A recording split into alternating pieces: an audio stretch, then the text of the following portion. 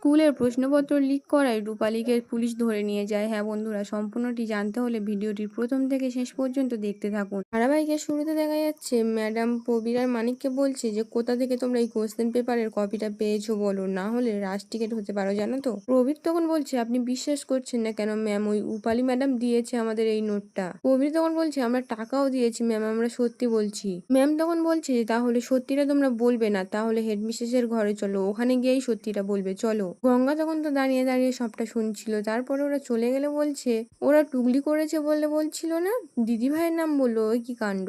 এদিকে তো জয়িতা ম্যাম হেডমিস্ট্রেসের ঘরে এসে বলছে রুম নাম্বার 3 ক্লাস 11 প্রবীর আর মানিক টুগলি করতে গিয়ে ধরা পড়েছে। হেডমিস্ট্রেস তো চিৎকার করে বলছে ওদেরকে ভিতরে ডাকো। জয়িতা তখন অজন্তা ম্যামকে বলছে আপনি একবার দেখে নিন, সব কোশ্চেনের উত্তর সহ এখানে আছে। অজন্তা ম্যাম তো দেখেই অবাক হয়ে যায় আর ও দুজনকে বলছে এই তোমরা এই কপি কোথায় থেকে পেলে, সত্যি কথা বলবে, চালাকি করে কোনো লাভ হবে না কিন্তু। মানিক তখন বলছে আমরা তো বললাম জয়িতা ম্যামকে যে ওই কোয়েশ্চেন পেপারটা রূপালী ম্যাম দিয়েছে, আমরা তো ম্যাডামকে এর জন্য টাকাও দিয়েছি। হেড ম্যাম তো তখন চিৎকার করে ওদের দুজনকে বলছে রূপালী ম্যাম এটা করতেই পারে না, তোমরা আর লোক পেলে না। হেডমিস্ট্রেস তখন আরেকজন স্যারকে বলছে স্যার রূপালী চ্যাটার্জি রিটায়ার্ড ডিজি সন্দীপন চ্যাটার্জির মেয়ে, আর ওর এক দাদা এসিপি অর্জুন চ্যাটার্জি, ও এই কাজ কখনো করতে পারে না। তখন জয়িতা ম্যামকে বলছে জয়িতা রূপালী কোন রুমে। তখন তো জয়িতা ম্যাম বলছে যে রুম নাম্বার 5, আমি সুদর্শনকে বলেছি যে ওকে ডাকতে। ঠিক তখনই ওখানে রূপালী এসে ম্যামকে জিজ্ঞেস করে কি হয়েছে ম্যাডাম। হেড ম্যাম তো তখন রূপালীকে বলছে এই ছেলেগুলো তোমার ক্লাসে না, এরা তো চিটিং করতে গিয়ে ধরা পড়েছে। রূপালী তখন তো অবাক হয়ে ছেলে দুটোকে বলছে মানিক প্রবীর এই নিয়ে তোমাদের তো 11-এর 3 নম্বর পরীক্ষা দেয়া, এরপর তো তোমাদের স্কুল থেকে বের করে দিতে হবে। তখন তো একটা স্যার রূপালীকে বলছে ম্যাম আপনি নাকি টাকার বিনিময়ে এদেরকে এই টুগলি পেপার দিয়েছেন, আর আপনার ইমেলেই তো কোশ্চেন পেপারটা এসেছিল, আর সিল কোশ্চেন পেপার তো অজন্তা ম্যামের ঘরেই থাকে, আর চাবি তো ওনার কাছেই থাকে তাই না, আর একটা চাবি তো আপনার কাছে থাকে তাই না, তাহলে আপনার চাবিটা থেকে কিছু হয়েছে নাকি। রূপালী তো তখন বলছে না স্যার, আমি তো আমার ড্রয়ারের চাবি দিয়েই চাবিটা আমার ব্যাগের মধ্যে রাখি, আর সেই চাবিটা আমি আজকের স্কুলে এসেই বের করেছি। প্রবীর মানে কি বলছো তোমরা, আমি তোমাদেরকে প্রশ্নপত্র দেখাবো, সত্যি কথাটা বলো না, তোমরা কেন মিথ্যে কথা বলছো। প্রবীর তো তখন রূপালীকে বলছে ম্যাম আমরা তো ধরা পড়েই গেছি, শাস্তি তো আমরা পাবোই, কিন্তু শুধু শুধু মিথ্যে কথা কেন বলবো, আপনিই তো দিয়েছিলেন পেপারটা, 1 লাখ টাকা প্রতি নিলেন পেপার। রূপালী তো তখন প্রচন্ড রেগে গিয়ে মানিকের ওপর চিৎকার করে বলছে তুমি মিথ্যে কথা বলছো কেন সকলের সামনে। এদিকে তো গঙ্গা বাইরে থেকে সবটা দেখছে আর মনে মনে বলছে যে টুগলিবাজ দুটোর একেবারে মনে হচ্ছে, কিন্তু স্কুলের মধ্যে তো গঙ্গা কিচ্ছু করতে পারবে না, দিভাইয়ের বদনাম হয়ে যাবে। এদিকে তো তখন হেডম্যাম প্রচন্ড রেগে গিয়ে মানিকের প্রবীরকে বলছে তোমরা ভালো করেই জানো রূপালী ম্যাডাম এটা করতে পারে না, তোমরা সত্যি করে বলো আর কার কার কাছে আর এই কপি আছে।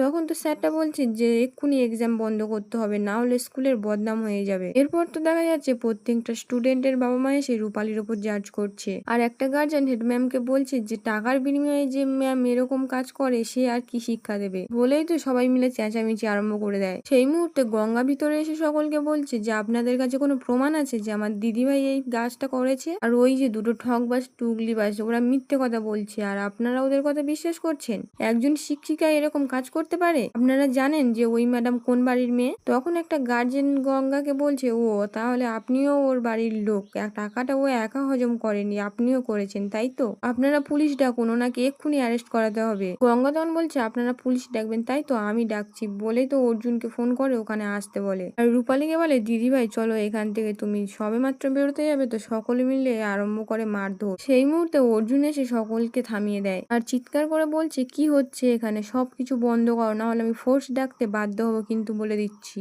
তখন তো রূপালী কাঁদতে কাঁদতে অর্জুনকে বলছে দাদা ভাই এরা আমাকে কিছুতেই বেরোতে দিচ্ছে না, আমি আর শ্বাস নিতে পারছি না, বলেই অজ্ঞান হয়ে যায়। তখন একটা গার্জেন বলছে এরকম তো হবেই, দাদা যখন পুলিশ যখন তখন আইন নিজের হাতে তুলে নেবে। অর্জুন তো তখন চিৎকার করে বলছে আপনারা এতগুলো লোক মিলে একজনকে ঘেরাও করেছি, দেখুন ওর শরীর খারাপ হয়ে গেছে, এটাও কিন্তু আইনত অপরাধ, আর ও আমার বোন হয়, আমি ওকে এখান থেকে এক্ষুনি নিয়ে যাব, দেখি আমাকে কে আটকায়, সরো এখান থেকে। বলেই তো গঙ্গা আর অর্জুন মিলে রূপালীকে ঘরে নিয়ে চলে আসে। বাড়িতে এসে তো রূপালী সন্দীপনকে জড়িয়ে ধরে কাঁদছে আর বলছে বাবা আমি কিচ্ছু করিনি, বিশ্বাস করো ওরা মিথ্যে অ্যালিগেশন দিচ্ছে আমার নামে। ডালি তখন 1 গ্লাস জল নিয়ে এসে বলছে এটা খেয়ে নাও, আমরা তোমাকে সবাই বিশ্বাস করি। আর অর্জুন তখন রূপালীকে নিয়ে একটা চেয়ারে বসিয়ে দেয়। গঙ্গা তখন সন্দীপনকে হাত ধরে সরিয়ে নিয়ে গিয়ে বলছে, জেঠু আমি সবটা বলছি, দিদিভাইয়ের নামে ওখানে একটা বড় চক্রান্ত হয়েছে। রূপালী তখন কাঁদতে কাঁদতে বলছে, কে আমার নামে ষড়যন্ত্র করবে? আমি এত বছর ধরে ওখানে চাকরি করছি, সবাই আমাকে চেনে। গঙ্গা তখন রূপালীকে বলছে, তুমি কেন উঠে এলে? আমি সবটা বলছি জেঠু। ওখানে দুটো টুকলিবাস ছেলে ছিল, ওরা হেড ম্যামের ঘরে যাওয়ার সময় বারবার করে দিদিভাইয়ের নাম নিচ্ছিল। ওই যে জয়িতা ম্যাম ছিল না, রূপালীদির বন্ধু, ওর কাছেই বলছিল, বারবার করে বলছিল যে প্রশ্নপত্র রূপালীদি দিয়েছে, তার বিনিময়ে অনেক টাকা নিয়েছে। কিন্তু আমার মনে হয় এই কথাটা গোপন থাকার কথা। অপরাধী কে আছে তারপর জেরা টেরা করেই তবেই জানা যায়। তাহলে আগে থেকেই কিভাবে রূপালীদির নামটা এলো? তারপর জানো যেটু, পরীক্ষা বাতিল হওয়ার সঙ্গে সঙ্গে বাড়ির গার্জেনরা ওখানে হুড়মুড় করে চলে এলো। ওদের তো স্কুলের বাইরে থাকার কথা, ওরা কি করে এলো? এসেই তো হুড়মুড় করে ভাঙচুর করছে, জোর জুলুম করছে। এরকম গার্জেনরা করে নাকি? অর্জুন তখন সন্দীপনকে বলছে, জেঠু ইনভেস্টিগেট না করে কিছু বলা যাবে না কিন্তু। রূপালী তখন কাঁদতে কাঁদতে বলছে, সবাই ভাববে যে আমি কিছু না কিছু ভুল করেছিলাম, ধামাচাপা দেওয়া হয়েছে। পিয়ালি তখন বলছে, দিদিভাই যখন প্রমাণ হয়ে যাবে কেন তোমরা আঙুল তুলবে তোমার দিকে? গঙ্গা তখন পিয়ালিকে ডেকে বলছে, পিয়ালিদি যতক্ষণ না লোকটা কে সেটা জানা যাবে ততক্ষণ ওই গার্জেনরা মানবে না কিন্তু। এখন চারিদিকে এত ভাইরাস, লোকজনের মনটা বিষিয়ে গেছে। ঠিক সেই সময় সায়ন রূপালীকে ডাকতে ডাকতে এসে বলছে, কি হয়েছে রে তোর স্কুলে?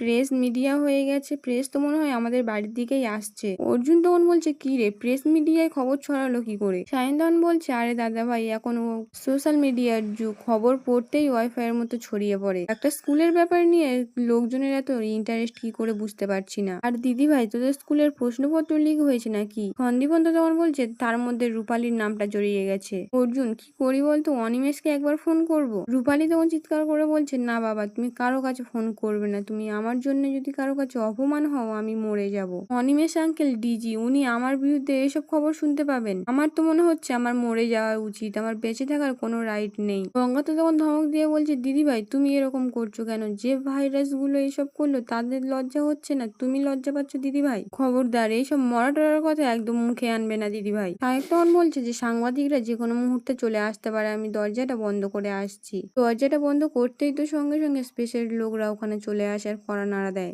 অর্জুন তখন বাইরে আসে আর প্রেসের লোকরা কোশ্চেন করতে থাকে, যেসব কাণ্ড ঘটেছে তার সঙ্গে কি রূপালী ম্যাডাম জড়িত? উনি কোথায়? ওনার বিরুদ্ধে কি স্টেপ নিচ্ছে স্কুল? তারপর তো একে একে সকলে হাজারটা প্রশ্ন করতে থাকে। অর্জুন তখন চিৎকার করে বলছে, আপনারা চুপ করুন, আমার জেঠু একজন ডিজি ছিলেন, তার বাড়ি থেকে বেআইনি কাজ হবে? ফালতু কথা বলবেন না, আপনারা চলে যান এখান থেকে। এদিকে তো তখন গঙ্গা সন্দীপনকে বলছে, চারিদিকে একেবারে ভাইরাস ভরে গেছে, তারাই এই গন্ডগোলগুলো করছে। ঠিক সেই সময় ওখানে ডিজি চলে এসে সন্দীপনকে বলছে, আপনি টেনশন করবেন না, পুলিশ বাইরে চলে এসছে, ওরা সবটা হ্যান্ডেল করে নেবে। আর আমার আপনাদের সঙ্গে কিছু কথা আছে। সমীরণ এসে ডিজিকে বলছে, মিডিয়াকে আমি সরিয়ে দিয়েছি, বাইরে আপাতত সব ঠিকঠাক আছে। আর ডিজি সন্দীপনকে বলছে, উনি সমীরণ বাবু, স্কুল যে আন্ডারে, সেখানে উনি এসেছেন নতুন। এখন বিষয়টা হলো, স্কুলের ট্রাস্টি বডির প্রেজেন্ট হিসেবে ওই স্কুলের সেক্রেটারি অনুময় চৌধুরী রূপালীর নামে একটা ডায়েরি করেছে। রূপালী নাকি স্কুলের কোয়েশ্চেন পেপার লিক করেছে টাকার বিনিময়ে। মেঘনাথ তো তখন নাটক করতে করতে বলছে, এটা কি বলছেন স্যার, আপনি আমাকে একটু সময় দিন, ওই সেক্রেটারিকে আমি বাইরে ডেকে নিয়ে এসে একটু উচিত শিক্ষা দিচ্ছি প্লিজ স্যার। রূপালী এত বছর ধরে ওই স্কুলে শিক্ষকতা করিয়ে যাচ্ছে, এখন স্কুলের সেক্রেটারি এরকম মিথ্যে অ্যালিগেশন দিলে চলবে না, এটা তো ভুল। গঙ্গা তো যখন মনে মনে বলছে, ও বাবা, দারোগা বাবু হঠাৎ এরকম ভাবে এসে দিদি ভাইয়ের জন্য কাতর হয়ে কেন পড়লেন? দিদি ভাইয়ের সঙ্গে তো বনিব না কোনোদিনই হয় না। এই লোকটার গা দিয়ে যে এত ভাইরাস ভাইরাস গন্ধ বেরোয় না, তাই